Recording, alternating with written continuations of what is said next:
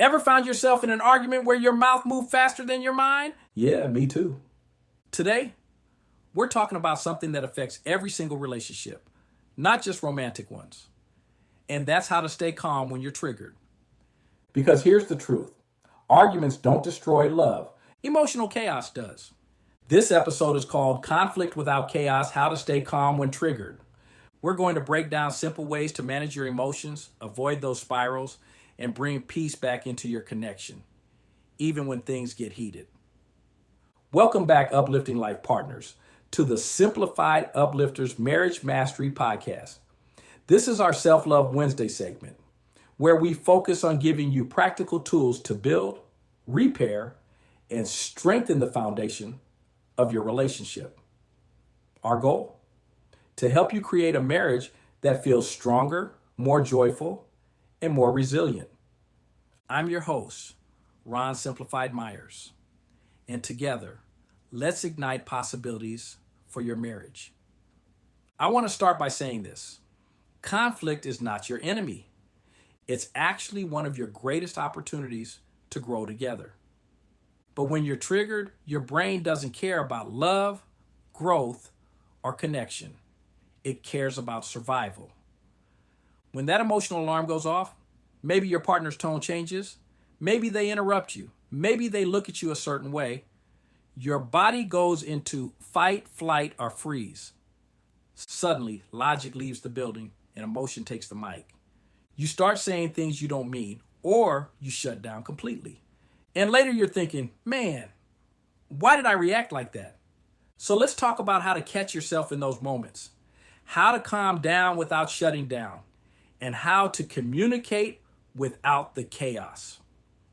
Let me bring this to life with our couple, Simone and Caleb. They've been together 7 years. Good couple. But like most couples, they have one of those recurring issues. For them, it's household responsibilities. So one evening, Simone walks in from work, tired, hungry, and she sees the trash overflowing. Caleb promised to take it out that morning. Her chest tightens.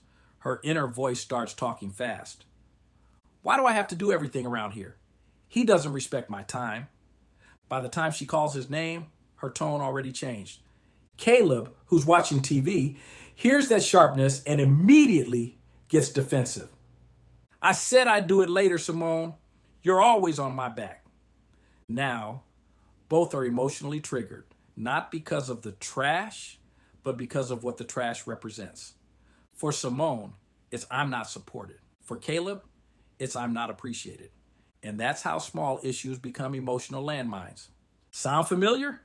So how could they have handled that moment differently? Let's break it down. Step 1, pause and name the trigger.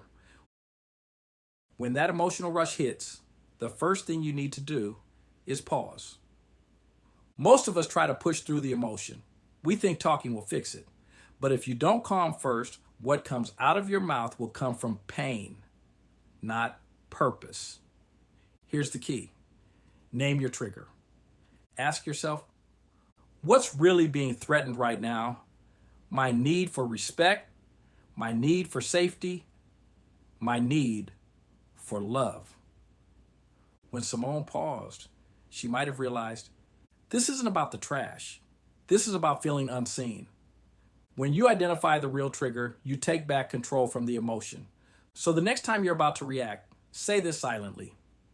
Okay, I feel dismissed right now. That's my wound speaking, not the moment. That small awareness changes the entire energy. You stop reacting to your partner and start responding to your own feelings. Step 2, think things through before you relate. This is my favorite one because people always ask, what do I do when I'm already heated? And my answer is, don't try to fix the relationship while your nervous system is on fire. You can't connect from chaos. Take a short break, but do it with intention, not as a punishment or shutdown. You can say, I love you. I just need 5 minutes to calm down so I can hear you clearly. That one sentence turns distance into respect. Let's say Caleb used that moment. Instead of defending himself, he says, Simone, I know you're upset. I want to talk about this, but I need a few minutes to settle down. That short pause can save a 2-day argument. Here's how to calm down quickly. Take 10 slow breaths, in for 4, hold for 4, out for 4. Step outside and feel the air. Splash cool water on your face. Literally resets your body. Or write one quick line in your phone. I feel overwhelmed, but I want peace. It doesn't matter how you calm down.